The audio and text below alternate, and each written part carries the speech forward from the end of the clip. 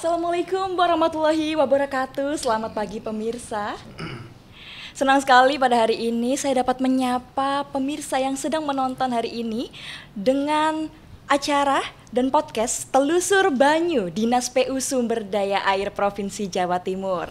Tentu hari ini kita akan berbincang-bincang bersama dengan narasumber yang luar biasa dan kompeten yang akan membahas tentang bagaimana tentang sumber daya air yang berada di Provinsi Jawa Timur, tentang irigasinya dan bagaimana ketahanannya untuk lumbung pangan di Jawa Timur.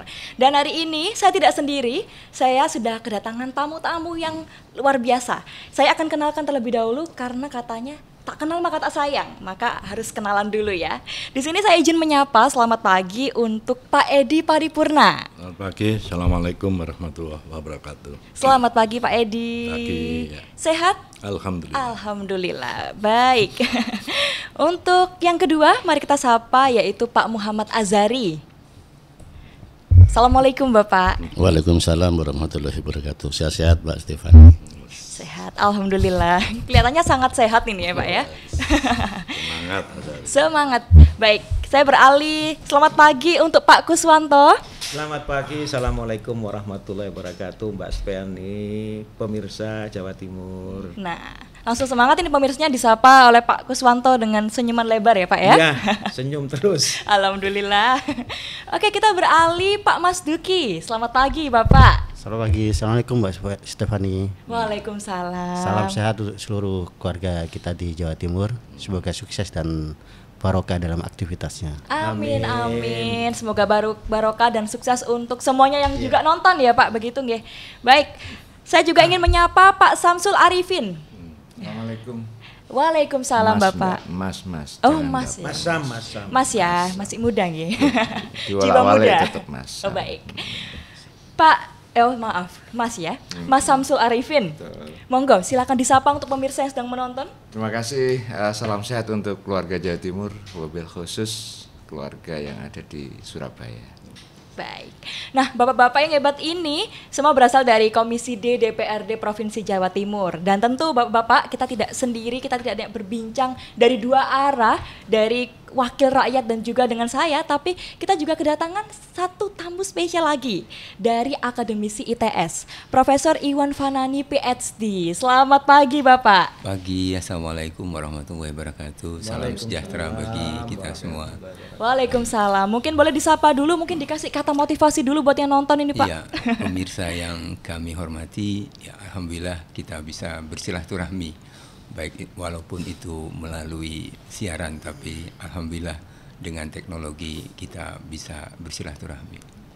Oke, terima kasih Bapak. Ya pemirsa, hari ini saya Stefani Imelda bersama dengan bapak-bapak sekalian akan membahas tentang satu tema yang ini merupakan suatu hal yang krusial dan terjadi hingga saat ini dan mungkin akan seterusnya akan berlangsung ya, tentang keandalan infrastruktur sumber daya air dalam mendukung lumbung pangan Jawa Timur.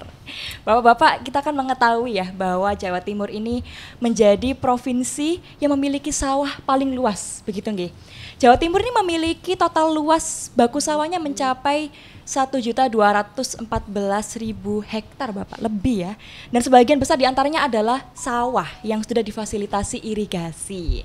Kita semua tahu juga bahwa Jawa Timur, pemirsa, merupakan lumbung pangan nasional begitu. Nah ini yang akan kita telusuri lebih dalam tentang lumbung pangan nasional, karena bahan pangan yang diproduksi di Jawa Timur ini sangat berkaitan dengan pertanian, yang berarti juga berkaitan dengan pengairan, dan ini sangat cocok dengan program dari Dinas PU Sumber Daya Air. Dan hari ini saya ingin mendengar tanggapan tentang lumbung pangan di Jawa Timur. Yang pertama akan saya tanyakan pada akademisi ITS nggih Bapak ya, Pak Iwan Fanani. Bapak, menurut Bapak ini, apakah Provinsi Jawa Timur ini akan tetap menjadi lumbung pangan nasional sampai beberapa tahun ke depan? Atau mungkin sampai 2045? Apa ada kemungkinan? Ya, saya kira kita masih tetap menjadi lumbung pangan nasional ya. Kita sudah melakukan penelitian dengan melihat skenario hingga tahun 2035. Ya, dari tahun 2035 di mana kalau kita perhatikan lahan itu semakin lama akan semakin sempit Oke. karena adanya pertumbuhan perumahan dan juga industri. Baik. Ya. Kemudian yang kedua, kita juga masih ada permasalahan terkait dengan masalah kualitas daripada lahan kita sendiri. Kalau kita perhatikan, teman-teman pertanian itu membagi kualitas lahan itu berdasarkan keberadaan daripada airnya. Jadi yang mereka bagi menjadi 3. Yang pertama itu adalah full irigasi, sehingga 1 tahun itu bisa ditanam gitu ya. Baik. Tentu dengan menggunakan biasanya petani itu tidak hanya beras, tetapi juga disisipi dengan jagung maupun palawija lainnya begitu. Oh, baik. Ya. Kemudian kategori yang kedua itu yang setengah ya. Jadi ada irigasi, tetapi bisa jadi 3 bulan, 4 bulan itu habis itu. Oh, bisa habis Bapak? Bisa habis ya. Karena oleh sebab itulah dia tidak berani menanam padi atau menanam jagung. Biasanya singkong yang ditanam. Oh, singkong. Iya. Ini sebagai alternatifnya begitu? Iya, sebagai alternatifnya ya. Kemudian yang ketiga ini yang disebut dengan tada hujan begitu. Kalau kita lihat perhatikan komposisinya itu masih kalau kita lihat persentasenya begitu, ya tada hujan itu masih sekitar 20-an% yang masih perlu ada upaya untuk meningkatkan irigasi itu. Kemudian yang kita anggap 50% lah ya, masih 3 bulan 4 bulan belum itu masih kisaran sudah cukup bagus ya, tapi di sekitaran 50-60%. Nah itu kan perlu ditingkatkan. Betul. Dalam rangka produktivitas daripada hasil pertanian yang ada di Jawa Timur itu meningkat ya, tanpa ada problem yang tadi lahannya walaupun berkurang tapi produktivitasnya meningkat gitu ya. Baik. Itu saya kira. Baik Bapak, berarti yang saya tangkap ini ada kemungkinan untuk terus berlanjut begitu? Ada kemungkinan akan terus berlanjut, tetapi Oke. itu tadi perlu ada policy. Oh baik, Ya, ada policy ada, khusus ya? Ada ya, kita membuat 2 skenario ya yang besar. Yang pertama itu adalah peningkatan varietas daripada hasil pertanian. Jadi misalkan sekarang beras itu 84 hari sudah ada yang panen. Baik. Ya itu ya ada M400 begitu ya. Kemudian yang kedua ada sudah masuk ke 70 hari itu sudah bisa panen. Sudah bisa dipanen. Itu yang M70 begitu. Nah, itu yang harus digalakkan kan. Tetapi kan tidak bisa hanya varietas saja. Maka infrastruktur air itu penting. Karena tanpa air terutama padi itu akan sangat tidak mungkin ya untuk bisa dipanen oleh petani. Nah, inilah negara harus muncul di sini karena infrastruktur adalah tanggung jawab negara untuk memberikan itu kepada masyarakatnya, terutama para petani begitu ya. Baik. Siap Bapak, terima kasih untuk tanggapannya. Berarti memang masih ada kemungkinan ya pemirsa, mungkin ini akan lebih difokuskan pada peningkatan varietasnya ya, sebagai alternatif dan juga sebagai cara untuk kita terus bertahan, dan juga pastinya infrastruktur air. Oke, terima kasih Bapak tanggapannya. Saat ini saya langsung beralih untuk Pak Edi Paripurna. Ya. Kalau menurut Bapak bagaimana Bapak? Apakah bisa tetap berlangsung sebagai lumbung pangan nasional? Ada kemungkinan? Baik, terima kasih. Oke. Kalau kita melihat survei nasional, Jawa Timur itu termasuk sebagai lumbung nasional, lumbung padi nasional, lumbung pangan nasional sejak tahun 2001 sampai 2022. Dan tentunya ada beberapa komunitas yang bisa ditanam di Jawa Timur. Ada 10 komoditas tidak salah, itu yaitu mengenai padi, jagung, termasuk tebu, termasuk bawang merah, bawang putih, yang semuanya di Jawa Timur bisa tertanami. Dan tentunya ini adalah bagian peran serta terutama dari sumber daya air Jawa Timur ini harus bisa menempatkan di 38 wilayah di Kabupaten 38 di Jawa Timur ini, karena masing-masing daerah ini punya potensi untuk sebagai lumbung pangan. Lumbung pangan tidak hanya padi, tapi kebutuhan masyarakat yang ada bisa dimanfaatkan oleh masyarakat Jawa Timur. Kalau padi, Jawa Timur ini sudah tidak mengimpor ya. Justru kita mengekspor ke wilayah-wilayah provinsi yang lain, termasuk tebu.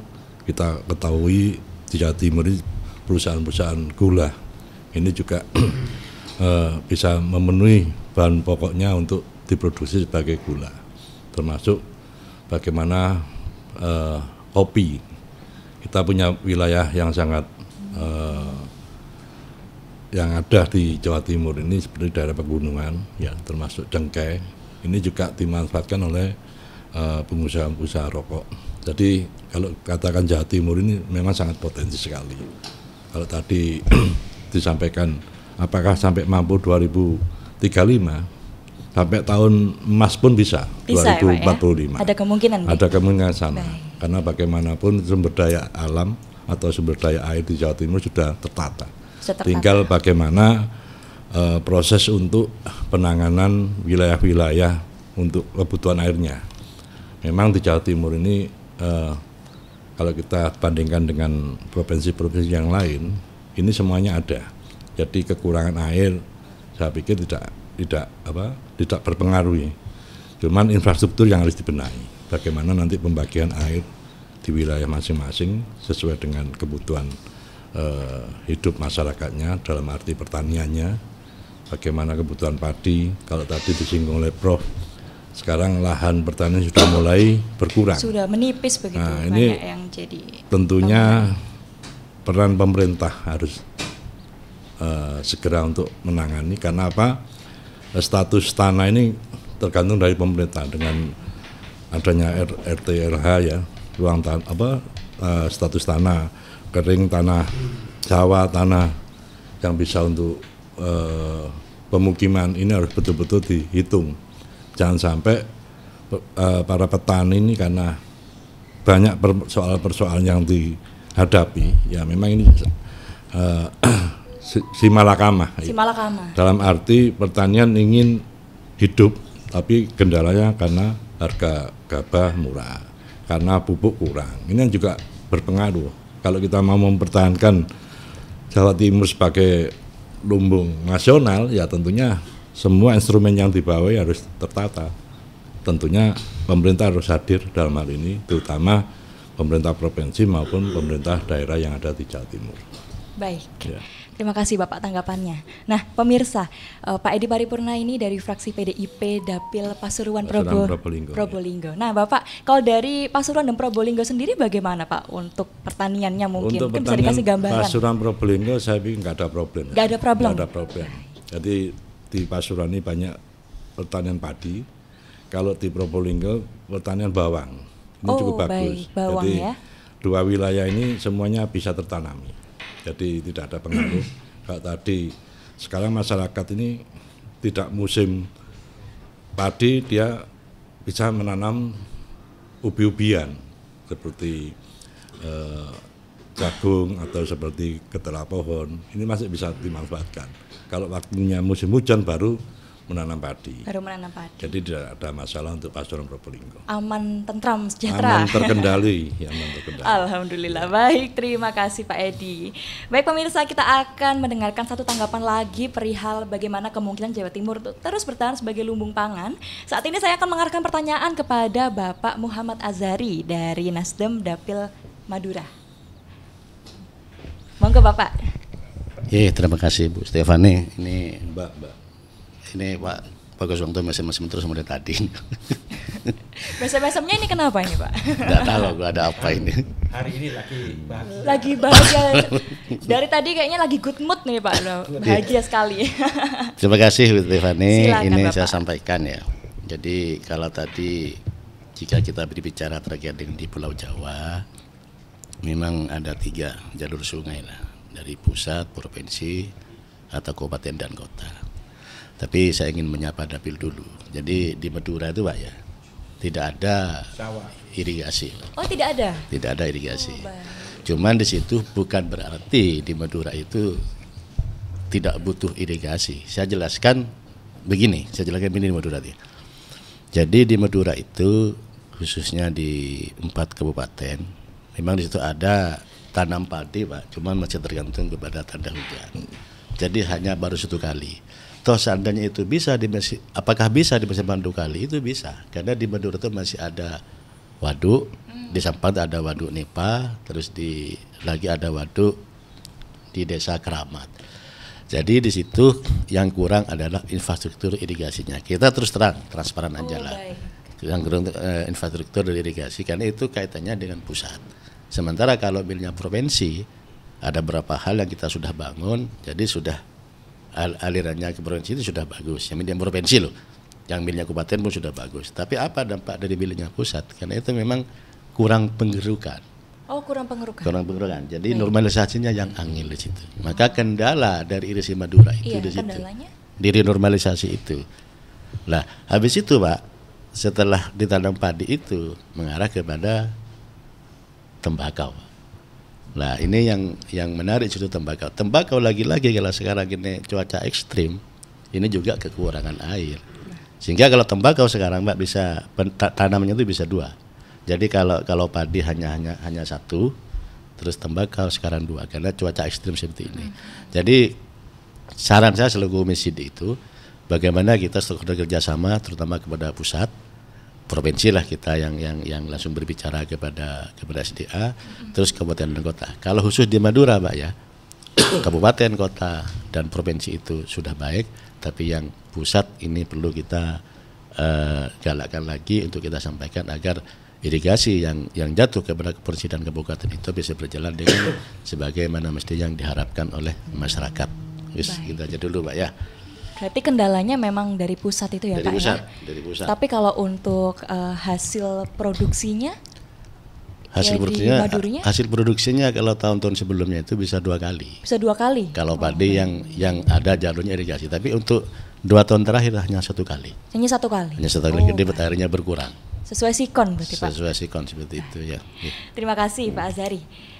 Oke, pemirsa, tadi kan sudah disinggung sedikit tentang bagaimana jaringan irigasi, waduk, dan lain sebagainya. Terutama juga tadi di Madura juga tersedia ya, Pak, waduk ya, Pak, ya? Waduk, tersedia. Seperti itu. Nah, tapi sebenarnya yang menjadi permasalahan pemirsa, volume tampungan air yang ada saat ini hanya 72% dari kapasitas tampung yang ada. Karena hal ini terjadi adanya sedimentasi pada ruas saluran sehingga penyalurannya kurang maksimal. Persoalan ini juga diperparah oleh salah satu faktor, yaitu bencana El Nino yang mengurangi jumlah baku air untuk pertanian. Oke, kita akan melanjutkan pertanyaan yang akan saya arahkan kepada Pak Kuswanto.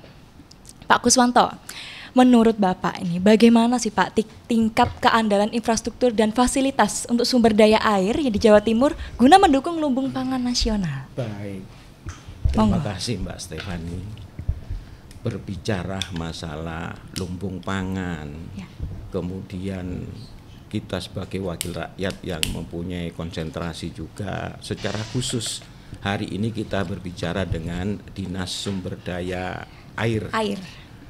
Kalau pangan, air itu satu kesatuan yang tidak bisa terpisahkan. Bagaimana pangan bisa berhasil dengan baik kalau kecukupan airnya tidak terpenuhi. Oleh karena itu, sebagai anggota DPR, saya melihat ada 2 hal. Yang pertama adalah harapan. Harapan apa yang sudah dicapai Jawa Timur sebagai lumbung pangan dan bahkan disampaikan Pak Edi ini adalah kontribusinya terbesar di Indonesia. Bahkan untuk mencukupi provinsi kita sendiri sudah cukup. Bahkan kita membantu wilayah provinsi bagian timur itu banyak suplai kebutuhan pangan itu dari sini. Itu luar biasa. Harapan kita tadi Prof. Iwan mengatakan, Prof. Iwan ya? Prof. Iwan, betul. Iya, Prof. Iwan tadi menyampaikan bahwa hasil penelitiannya sampai tahun 2035 memang ada risiko bahwa lahan itu akan berkurang. Apakah tetap kita menjadi lumbung pangan? Ya tentunya waktu yang akan menjawab. Pertama adalah ancaman yang harus kita perhatikan situasi ekonomi secara global maupun nasional. Kalau kemudian situasi ekonomi nggak baik, itu memaksa petani harus menjual lahannya. Karena lahan yang dimiliki petani itu mungkin satu-satunya aset terbesar bagi petani. Ya, betul. Itu nggak bisa dihambat dengan RT RW yang disebutkan Pak Edi. Ya disesuaikan sama petani itu. Kalau memang di RT RW ini hunian, ya dijual kepada developer. Kalau kemudian ini area industri, ya dijual kepada para pengembang pabrikan.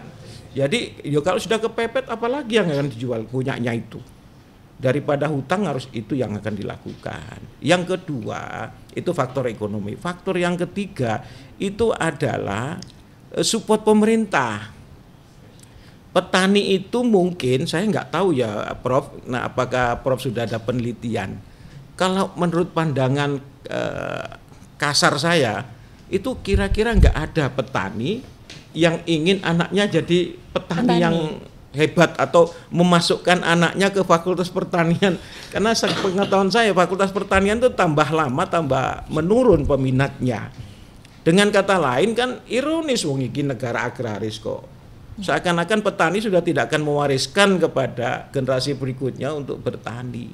Kenapa? Banyak faktor. Pak Edi tadi katakan harga gabah murah, nyari pupuk sulit.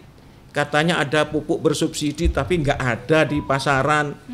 Ini kan faktor keseriusan pemerintah di dalam mensupport petani itu nggak sungguh-sungguh gitu loh. Padahal pangan itu kan serius. Kebutuhan pangan itu serius. Sekarang ini Mbak Stefani, jangan coba-coba berharap mencari beras dari luar negeri. Luar negeri juga butuh untuk negaranya kok. Situasi iklim yang seperti ini bukan hanya di Indonesia, secara menyeluruh pertanian di luar negeri juga nggak terlalu bagus. Bahkan terang-terangan beberapa negara nyetop tidak akan ekspor beras. Kalau itu terjadi bagaimana? Kita bisa bayangkan. Oleh karena itu mestinya pemerintah menganggap masalah pangan ini serius. Pertanian itu kalau pertanian nggak ada, nggak akan muncul pangan itu. Pertama, ya dibantulah bibit, dibantu ya, karena ini vital sekali kalau menurut saya. Pangan ini vital. Subsidi pemerintah itu harus ada suatu alokasi khusus, bagaimana bibit, bagaimana pupuk, kemudian bagaimana peralatan ya. Karena sekarang kalau di daerah, di dapil, kalau saya kan biasa blusak-blusuk ke desa untuk mencari konstituen saya gitu kan. Itu rata-rata kalau sudah mau musim panen cari buruh tani sulit. Sulit ya Pak ya? Sulit sekali. Cari buruh tani itu sulit sekarang. Itu loh. Kalau sulit berarti terjadi negosiasi pasar. Kalau ada berarti harga buruh, harga ongkos untuk tenaga buruh mahal. Jadi petani itu dipukul dari segala segmen, dari segala sektor. Pupuk mahal, bibit mahal. Yang terakhir yang Mbak Stefani tadi tanyakan, bagaimana penunjangnya air? Air ini problem Mbak. Tadi Pak Prof Iwan tadi katakan ada kategori ketergantungan pada irigasi setengah. Maksudnya setengah ini irigasi hanya membantu di awal musim atau satu kali musim. Yang ketiga tada hujan. Ya kalau sudah nggak ada air dari irigasi, petani memilihnya apa? Tanam ketela pohon. Usianya 1 tahun, tebu 1 tahun.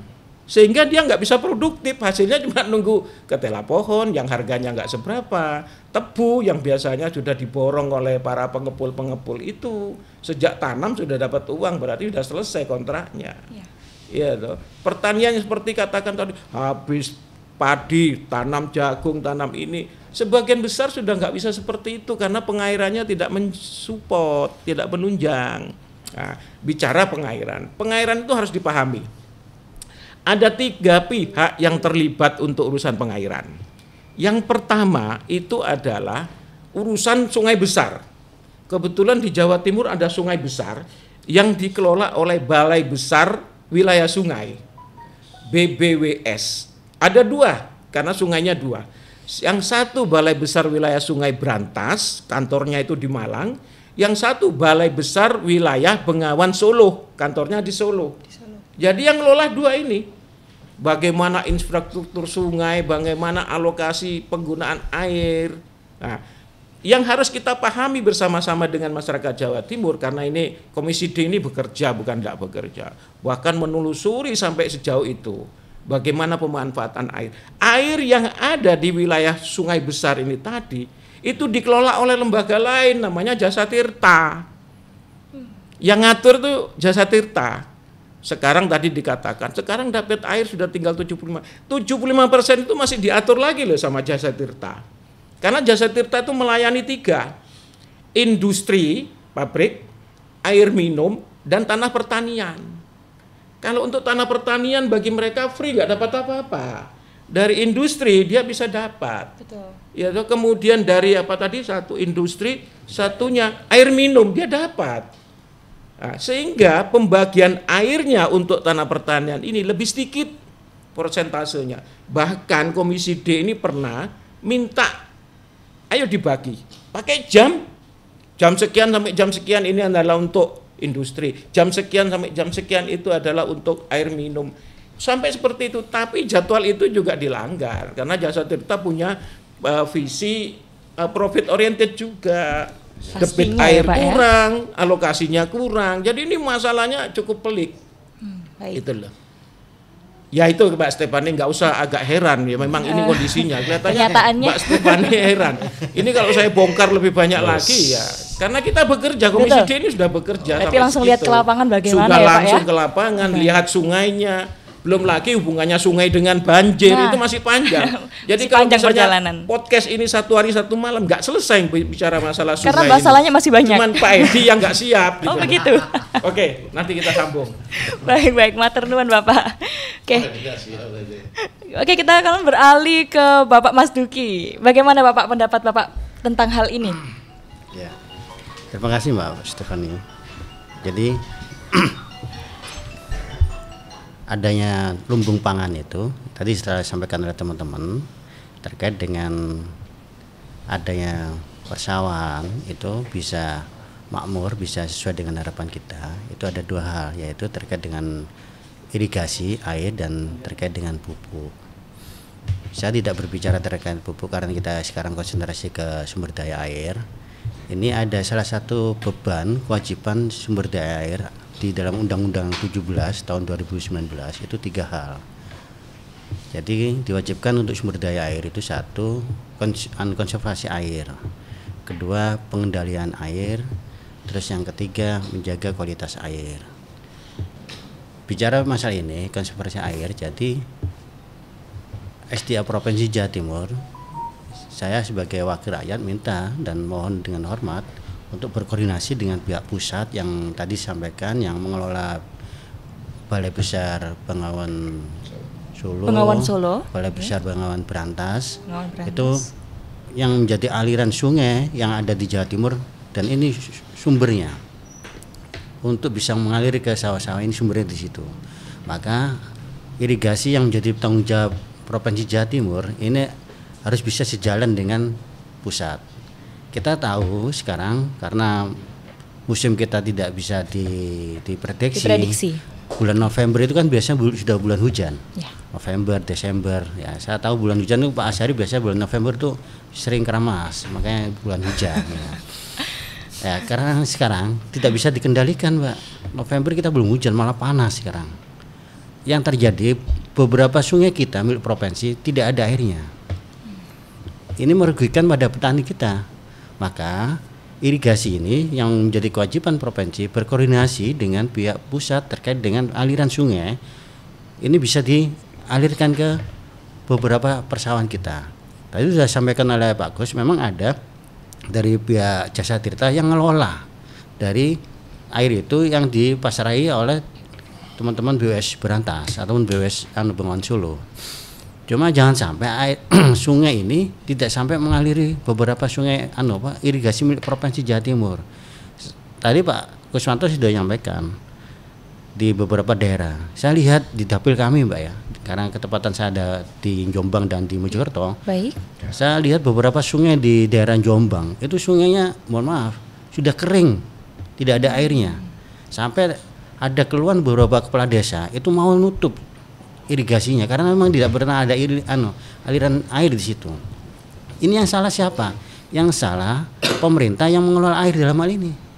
Saya tidak bisa menyalahkan masyarakat karena masyarakat ini kan sebagai objek. Ya, sebagai objek. Ya, subjeknya pemerintah dalam ini. Berarti ketika saya koordinasi ataupun rapat kerja dengan SDA, tolong adanya rahmat Allah Subhanahu wa taala yang ada di Indonesia ini terkait dengan hujan jangan menjadi bencana. Apa yang menjadi bencana? Ketika musim hujan kita banjir. Ketika enggak hujan kita kekeringan. Ini berarti kita kurang yang diberi kurang syukuri. Makanya la in syakartum la azidannakum la in kafartum inna adzabi lasyadid. Kalau enggak begini enggak keluar dalil. Terus begini dulu Pak ya. Baik ya. Makanya kami harapkan kita sebagai manusia yang dikasih otak oleh Allah, ya berarti kita harus mencerdasi hal ini. Saya minta buat embung-embung yang ada yang ketika musim-musim hujan itu kelebihan air biar ditampung di embung-embung itu, tidak sampai banjir ke masyarakat ataupun ke sungai, ke jalan raya. Maka program kami saya minta di dalam SDA untuk ke depan buat embung-embung di daerah yang kelebihan air. Yang kelebihan air nanti disalurkan supaya begitu. Air itu bisa tertampung dan ketika dibutuhkan oleh masyarakat bisa disalurkan ke masyarakat. Satu, kedua embung. Kedua, kami minta karena beberapa sungai kita juga plengsengannya itu sudah agak rusak, ini harus ditertibkan juga. Karena apa? Supaya air ini tidak masuk ke tanah-tanah yang notabene tidak membutuhkan air. Nah, ini kan harus dibatasi. Normalisasi terkait dengan adanya sungai-sungai di Provinsi Jawa Timur.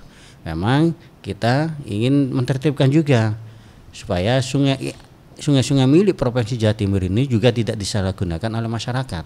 Apa salah satunya? Ada pemukiman warga di atas sungai kita, ada kios, ada toko, ini harus ditertibkan juga supaya apa? Sama-sama kita tertib. Saya tuh jujur aja saking cintanya dengan NKRI. Ya. Luar biasa ya Pak ya. Saking cintanya dengan JTV juga. Oh, ya. Semua disebut ini Pak ya. Sampai cintanya Gak juga. Banyak ya Pak ya. Saya tuh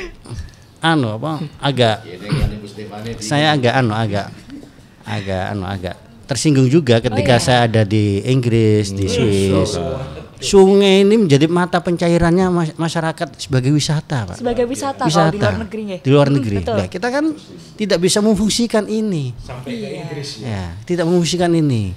Sungai bisa masuk di kota dan menjadi daya tarik wisatawan di Inggris, di Swiss. Dalam hal ini kami minta pemerintah dalam ini berfungsi untuk orientasi sungai ini menjadi orientasi untuk wisata juga.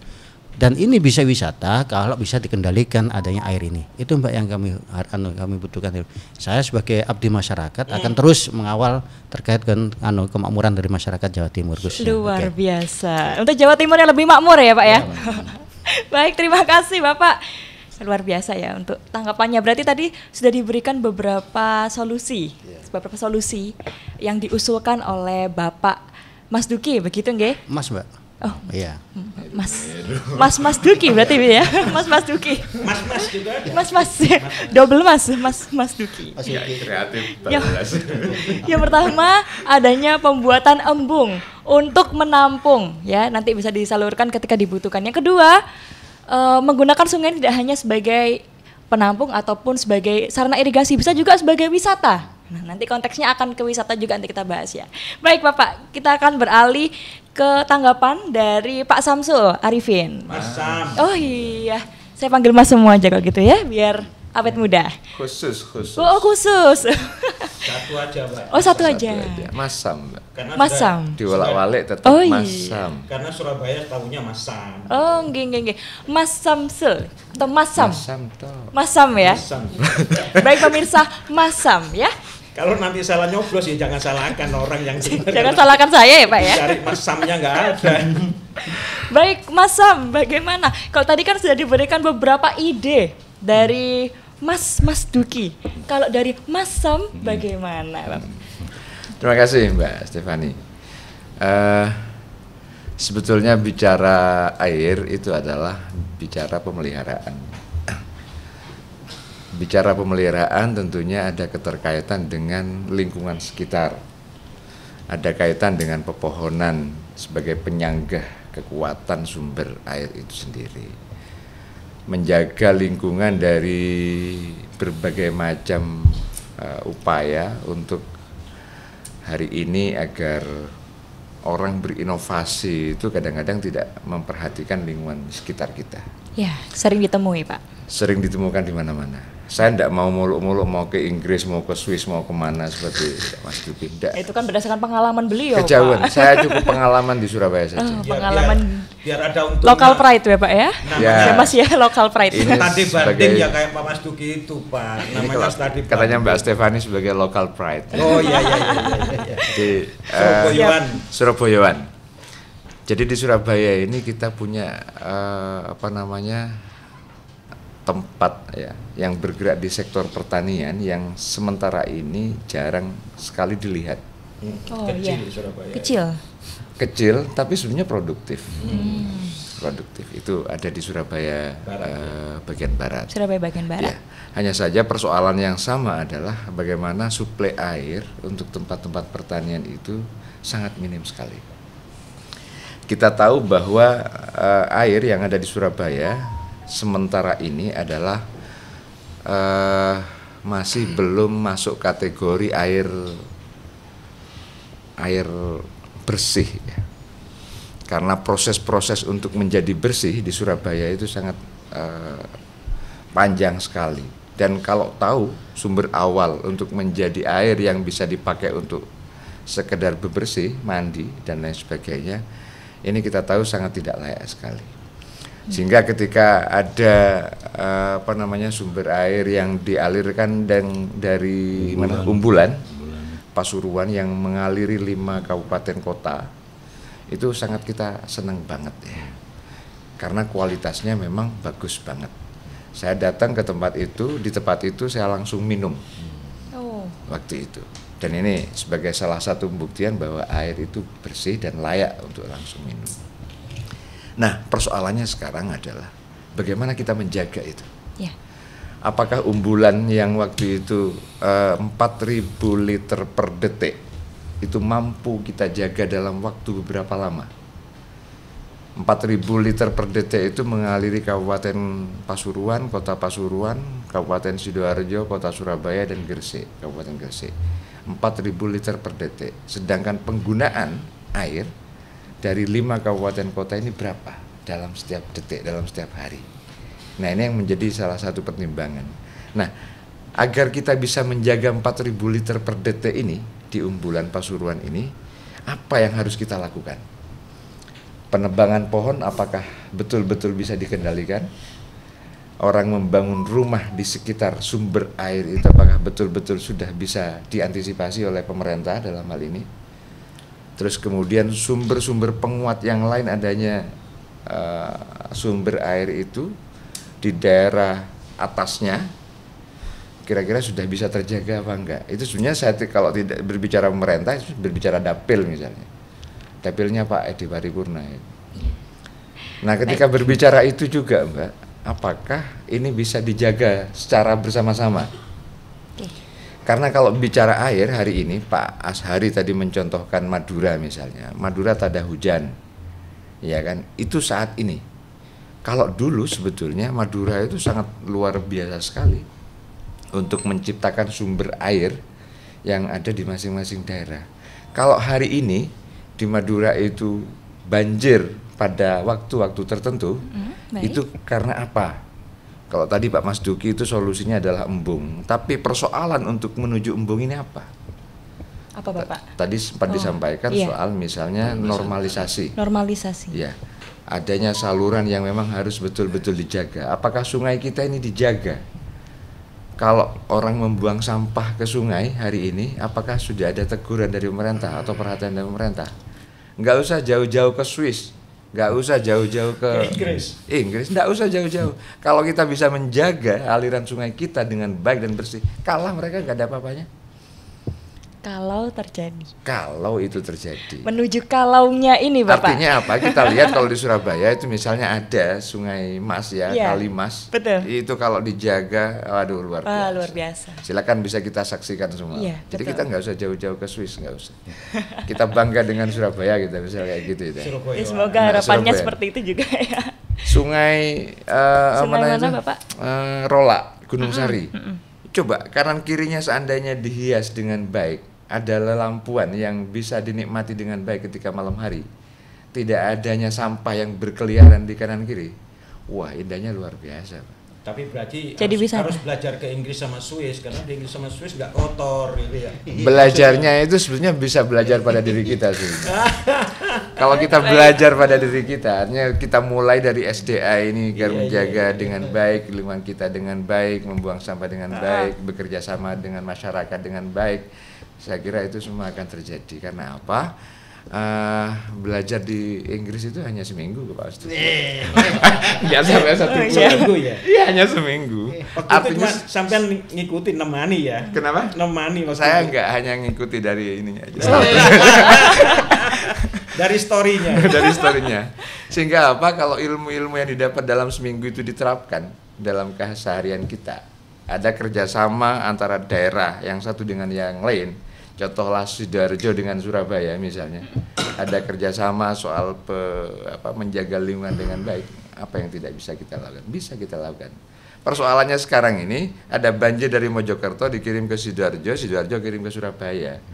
Akhirnya sampah yang ada di aliran-aliran itu, siapa yang tanggung jawab? Dari Sidoarjo, dari Mojokerto. Kok awalnya dari Mojokerto, Dari Mojokerto. Ini kirimannya dapelnya Pak Mas Pak Mas Oh, Duki. Kiriman Pak Istarto. Sedangkan kita yang bertanggung jawab yang di Surabaya. Ini kan tidak adil. Gitu ya Pak. Nah, sehingga apa? Mungkin payung hukum harus ada peraturan daerah tentang pengelolaan air. Pengelolaan air. Lintasan Sidoarjo, lintasan Mojokerto, Sidoarjo, Surabaya. Sehingga apa? Tidak ada tumpukan kotoran yang ada di Surabaya. Air tetap harus terjaga dengan baik. Kalau wisata air dan lain sebagainya tadi itu hanya bagian daripada inovasi untuk mendapatkan WAD. Tapi Baik. kemudian itikat baik pemerintah yang tadi disebutkan oleh Pak Kuswanto, ada BBWS Brantas, ada Solo, terus kemudian ada Geraha Tirta. Ini kan bagaimana ini bersinergi. Selama institusi pemerintah yang khusus ngurusi air ini tidak bersinergi, jangan harap itu bisa memakmurkan masyarakat. Sedangkan hari ini masyarakat kita sudah dihadapkan dengan berbagai macam teknologi. Orang bisa nanam padi itu tidak harus di sawah. Ada Ya, inovasi lain nih Pak ya? banyak sekarang. Contohnya Bapak, biar pemirsanya tahu nih, inovasi lain selain harus menanam di sawah. Pakai polybag. Atau pakai gimana? Di depan rumah atau bagaimana?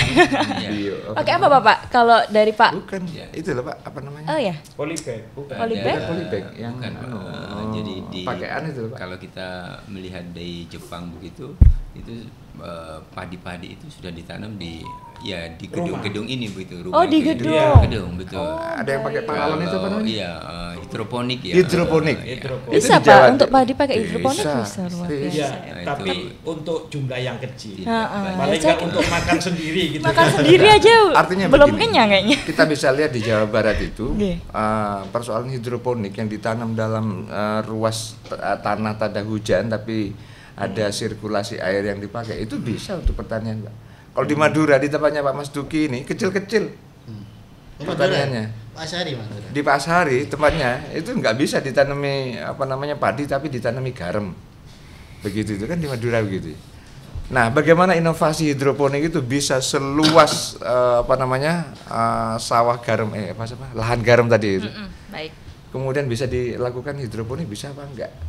Inovasi ini yang kemudian perlu dilakukan oleh pemerintah. Ayo bikin sebagai percontohan di mana? Teknologi pertanian ya. Teknologi Teknologi pertanian. pertanian.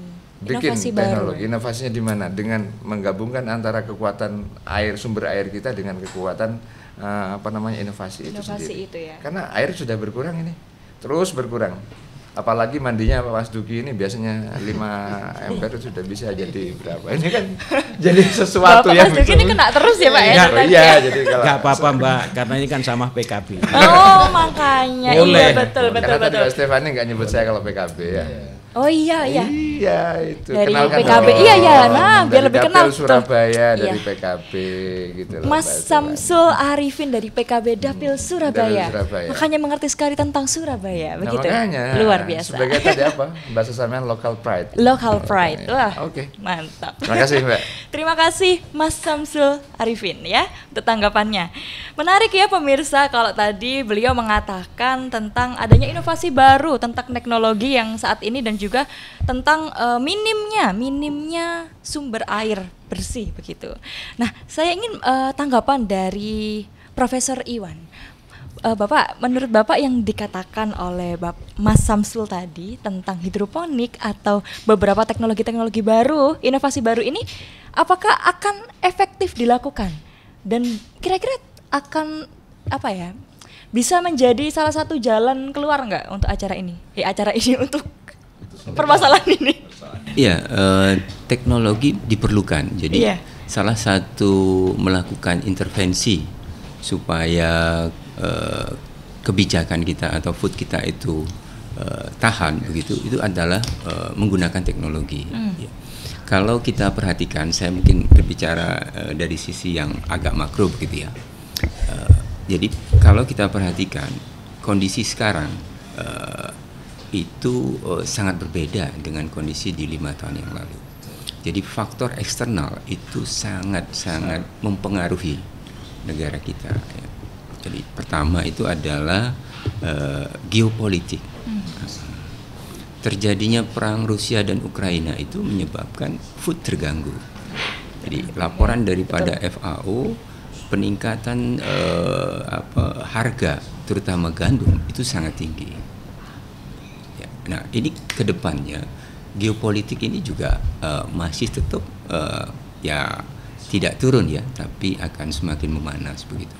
Nah kondisi ini kita harus lihat dari sisi perspektif yang agak panjang. Ini kan kita berbicara 2030, 2045 gitu ya. Oke. Yang kedua, Prof. Emil Salim ketika kita undang di ITS, beliau mengungkapkan bahwa kedepannya itu masalah panas global sangat tinggi karena emisi karbon itu sudah semakin meningkat. El Nino itu karena pengaruh daripada suhu yang terjadi peningkatan. Dulu tahun 2010 itu adalah peningkatan baru 1%. Sekarang meningkat itu 2%. Maka muncullah El Nino itu. Nah, diperkirakan 2030 kalau tidak ada upaya intervensi daripada tidak hanya Indonesia tapi seluruh negara-negara di dunia, maka 3% itu akan meningkat. Tentu kalau kita berbicara 3% ya naik menjadi 3 derajat naik menjadi 3 derajat itu gelombang El Nino akan meningkat. India cukup banyak mengalami masalah kayak gini, hampir ratusan orang meninggal di India.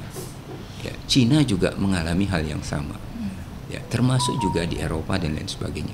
Tentu ini tidak hanya mempengaruhi food, tetapi juga mempengaruhi kehidupan manusia begitu. Nah, saya kira intervensi itu perlu dilakukan. Yang pertama, dan ini juga Prof. Emil Salim merekomendasikan dan berharap bahwa orang-orang teknologi berperan. Itu pertama adalah menggunakan teknologi hujan buatan. Ya, bagaimana itu Pak mekanismenya untuk hujan buatan? Kita sudah bisa melakukan itu. Jadi memang perlu ada pesawat ya, dibutuhkan itu adalah pesawat yang akan menggunakan garam tertentu begitu. Itu ke udara. Garam dari Madura. Garam dari Madura Tempat begitu. lain nggak bisa, itu garam Mudah-mudahan dari Madura. ya, Pesawat membawa garam dari Madura. Mudah-mudahan itu sumber dari garam Madura yang bisa digunakan untuk itu. Jadi nanti akan disemprot di udara dan tentu akan dengan awan begitu ya. Dan itu memunculkan potensi untuk hujan begitu. Hujan buatan. Iya, hujan buatan. Inovasi hujan yang buatan. luar biasa. Jadi iya, itu Bapak. memang dilakukan, termasuk kita harus belajar dengan negara-negara Timur Tengah melakukan itu. Ya, itu yang kita intervensi itu yang pertama. Kemudian yang kedua, saya melihat dari perspektif rantai pasok begitu ya. Dan tentu kita melihat dari bagaimana sejarah mengajarkan kita. Mungkin kita bisa baca di dalam sejarah terutama, dan itu tertulis di dalam Al-Quran, ya. Ketika kisah Nabi Yusuf begitu, ya, 7 tahun, ya, masa hijau, masa kita berpanen, 7 tahun itu adalah masa kita kering. Nah, konteks yang harus kita kedepankan itu adalah bagaimana kita mampu menyimpan food kita itu lebih panjang. Nah, peranan ini harus muncul. Bulog harus berperan di sini. Jadi kalau kita gabah ya harus dibeli dengan harga yang baik, ya, supaya dan disimpan dengan yang baik agar bisa dipakai. Kalau bisa kan 7 tahun. Ya, konteks isu yang saya kira itu akan perlu kita lakukan begitu. Sekarang beberapa negara sudah tidak mau lagi melakukan ekspor ke luar negeri, karena dia untuk menyimpan untuk negaranya sendiri. Untuk negaranya sendiri. Nah, ini kita harus mengantisipasi karena kita berpikir kan 2030 ya. Iya, 2030. Mudah-mudahan kita masih selamat lah gitu ya, tidak terjadi hal-hal yang tidak kita inginkan. Gitu. Kita doakan bersama ya pemirsa. Bapak tadi kalau disinggung tentang hujan buatan, hujan buatan. Apakah hujan buatan ini memang sudah mulai diterapkan, Bapak, atau ini hanya sebuah rencana dulu yang belum terrealisasi? Ya, sudah. Sudah. Teknologinya sudah rasanya 3-4 tahun yang lalu sudah dilakukan. Kalau dan ada kita punya hutan kan juga. Ya, pakai hujan buatan itu ya. Kita punya, insya Allah negara pun juga bisa melakukan itu ya. Cuma memang perlu ada intervensi tetap, karena itu adalah tidak mungkin dilakukan oleh swasta kan. Yang bisa melakukan itu adalah negara. Negara kalau kita lihat dalam undang-undang itu harus menjaga air, tanah dan mineralnya. Jadi itu kewajiban, menjaga air itu adalah kewajiban dari negara. Kalau kita perhatikan, air itu sudah bukan lagi sekedar hanya untuk kepentingan pertanian, tapi sudah menjadi inheren kebutuhan kita. Pokok ya. Semakin kita berkembang, ya, air minum sudah kita ini sudah menjadi air mineral kan ya. Ini saya kira hampir berapa liter, ya. Apalagi Jawa Timur adalah lumbungnya industri air mineral. Ya, itu akan diserap. Itu kita berbicara masalah industri. Ya, belum lagi industri melakukan processing itu juga membutuhkan air. Belum lagi kita berbicara masyarakat sendiri. Masyarakat tumbuh di perkotaan, hotel tumbuh di perkotaan, ya, restoran tumbuh di perkotaan, itu membutuhkan air. Sehingga air ini sudah bukan lagi berbicara masalah ekonomi, tapi ini ada konteksnya berhubungan dengan masalah politik. 1 minggu saja air menjadi kendala di Surabaya, itu akan menjadi hal keresahan daripada masyarakat gitu. Ya, jadi kita berbicara melihat air itu jangan hanya sekedar berbicara ini masalah ekonomi, tapi ini masalah politik juga. Masalah politik juga. Kemudian yang cukup perlu kita perhatikan kalau kita berbicara untuk kepentingan Jawa Timur ya, sekarang saja memang kita menganggap bahwa dan memang realnya pertanian itu beras, jagung itu adalah paling terbesar adalah di Jawa Timur. Tetapi yang terjadi adalah sebenarnya masyarakat Jawa Timur itu kalah dalam mengambil hasil komoditasnya. Kenapa? Karena memang begitu masifnya beberapa provinsi yang memang dia tidak punya lahan, ya, dalam tanda kutip mungkin saya menyebut DKI Jakarta begitu ya, itu sangat membutuhkan beras itu. Mereka sudah menjadi justru customer utamanya Jawa Timur. Nah, ini perlu kita perhatikan dari sisi kepentingan Jawa Timur sendiri. Jangan sampai justru lumbungnya di sini, tetapi kita kesulitan sendiri. Nanti kalau tidak tertata ya dengan baik tata niaganya, maka kita justru malah susah mencari beras yang memang justru hasilnya dari Jawa Timur. Ini yang mungkin perlu diperhatikan bersama. Baik, terima kasih Bapak Iwan tanggapannya nggih tentang inovasi-inovasi yang bisa dilakukan di Jawa Timur untuk lumbung pangan dan air. Nah, kita langsung beralih ke pertanyaan selanjutnya, pemirsa. Kita akan mengerti saat ini cuacanya panas tak menentu ya. Pokoknya jangan perasaan yang tak menentu. Yes. Oke, cuaca panas ini kan biasanya kemarin saya baca berita diperkirakan sampai awal 2024 begitu ya. Dulu perasaan tak menentu.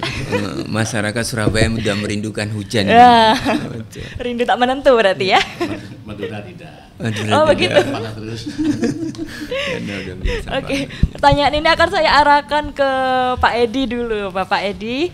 Mungkin Bapak sebagai perwakilan dari Komisi D DPRD Provinsi Jawa Timur, saya sebut lengkap ya, PDIP Dapil Pasuruan Probolinggo.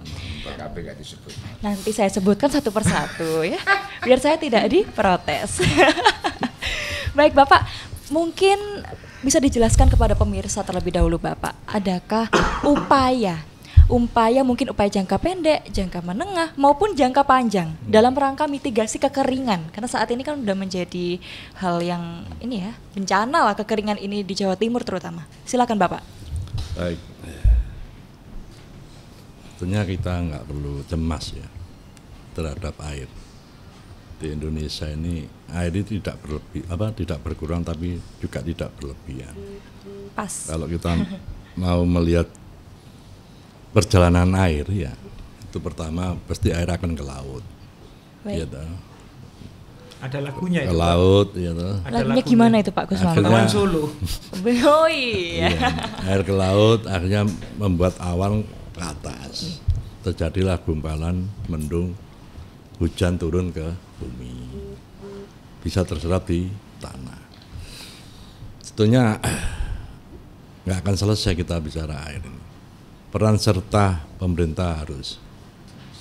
Ya, terus yang kedua, melibatkan semua lembaga-lembaga atau badan-badan riset teknologi air, riset pertanian. Ini perlu.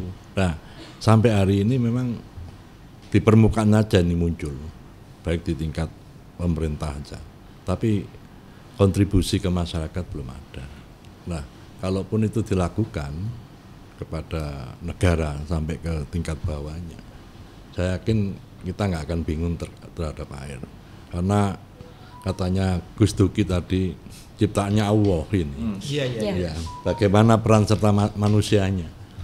Kalau dikembalikan lagi pada contoh Surabaya, bagaimana perlakuan masyarakatnya untuk memanfaatkan sumber daya air ini. Gitu loh. Jadi menghadapi musim panas yang sekarang ini, memang bukan hanya di Indonesia, dunia ini. Dunia. Kita nggak bisa menghindar dari kembali lagi ciptaannya Allah kan gitu. Nah, sekarang peran serta kita di Jawa Timur khususnya, tadi yang sudah saya sampaikan, Jawa Timur ini kan lumbung pangan nasional. Kita dibutuhkan oleh provinsi lain terutama masalah pangan. Ya. Jadi bukan padi saja di Jawa Timur, yang ada 10 komoditi yang bisa dilakukan di Jawa Timur, termasuk provinsi ya mungkin provinsi yang paling dirahmati ya, gitu. Provinsi paling dirahmati, segala sesuatunya ada. Lah, berbicara masalah kekurangan air, tentunya bagaimana peran serta pemerintah, ya. Terus yang kedua bagaimana niat masyarakatnya, ya. Tadi saya cuplik Pak Kuswanto tadi, gabahnya murah, pupuknya sulit dicari, tak jual aja tanahnya, kan itu. Jadi nggak bisa disalahkan masyarakat. Iya. Kadang-kadang masyarakat belum panen sudah diijon, ya, sudah ditebas. Nah, jadi karena kebutuhan. Tapi yang menjadi persoalan saat ini kalau kita bicara masalah pertanian, keluhan petani ini bukan faktor cara nanamnya sulit, faktor biaya penanaman, termasuk pupuk. Pupuk ini petani mau, tapi sulit dicari. Ya, kadang-kadang ini perannya pemerintah harusnya. Kalau bicara masalah pupuk kurang itu sebetulnya ya lucu kalau kita bicara Indonesia. Kita punya pemerintah pusat, kita punya pemerintah provinsi. Pemerintah pusat tinggal minta pada kepala wilayah atau dalam hal ini gubernur. Gubernur minta kepada kepala daerah, tanya sana berapa luas pertanian di masing-masing daerah. Iya toh, kan mesti nggak akan sama. Nah di situ akan diberikan kontribusi pupuknya.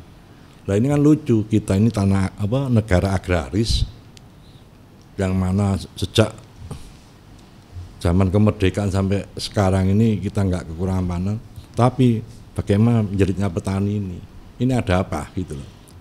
Saya nggak bicara masalah politik ya, ini ada apa. Tentunya kalau semua serius antara pemerintah pusat daerah bisa menghitung wilayah pertaniannya, bisa menghitung wilayah kebutuhan masyarakat di masing-masing provinsi, baik itu bibit, baik itu kebutuhan pupuknya, akan selesai itu. Nah, kadang-kadang kita ini sering dihadapkan sebagai anggota dewan nih, bagaimana Pak pupuknya kok sulit lah, padahal kita bidang pembangunan. Tapi orang masyarakat nggak tahu, yang penting kamu DPR harus bisa jawab lah. Jangankan di bidang pembangunan, di bidang pertanian sendiri juga sulit jawab. Sulit menjawabnya. Ada apa ini? Gitu loh. Kecuali di negara Saudi yang tidak ada pertaniannya bisa ngomong masalah pupuk, nggak ada.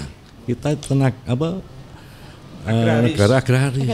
Pupuk nggak ada, kan lucu. Jadi pertanyaan. Nah ini ada apa? Ini yang harus dipecahkan, ini harus dipecahkan. Berarti untuk jangka pendeknya untuk mencari apa yang menjadi problemnya ini ya Pak ya? Jangka pendeknya nggak ketemu, apalagi jangka menengah. Apalagi jangka panjang, ya nggak panjang-panjang, akhirnya ya situ dijual aja tanahnya. Jadi pemirsa yang menjadi permasalahan ini sebenarnya pupuk ya, pupuk juga menjadi satu yang paling penting. Bukan pupuk pertanian padi, tapi pupuk semua. Pupuk semuanya. Sayuran, perkebunan, termasuk tebu kan juga. Yang namanya tanaman butuh obat. Pupuknya. Itu asupannya. Kalau Pak Mas Duki minum air aja nggak cukup kalau nggak ada asupannya. Begitu ya. Itu aja yang paling penting ya. Baik. Jadi kalau bicara air sudah nggak perlu khawatir, Indonesia sumbernya air. Pak, kalau air masih terjamin ya Pak, tapi sebenarnya malah pupuk juga ini ya. Iya, karena air berputar sudah nggak akan hilang. Siklus. Kata panas masuk laut munculkan awan naik ke atas, mendung, hujan turun lagi, kan itu aja. Sekarang hujan nggak turun. Masalahnya hujannya stuck nggak turun. Padahal air mengalir tiap hari. Jadi hujannya nggak turun kenapa? Karena ini tahun politik, jadi panas. Oh gitu. Oh iya. Berarti teorinya Pak Edi dipatahkan. Iya. Mempengaruhi kayaknya ini. Air tiap hari mengalir ke laut. Ya, kena panas tiap hari. Tapi kok nggak turun? Berarti tahun politik jawabannya. Nanti setelah Februari turun hujan terus. Mungkin. Adem berarti. Langsung adem. Baik, terima kasih. Dan sebelumnya kita sudah berbicara banyak mengenai apa yang menjadi permasalahan hingga solusi dan ide-ide yang juga perlu diterapkan. Saya Stefani Imelda, mewakili rekan yang bertugas mengucapkan terima kasih dan sampai jumpa. Wassalamualaikum warahmatullahi wabarakatuh. Waalaikumsalam.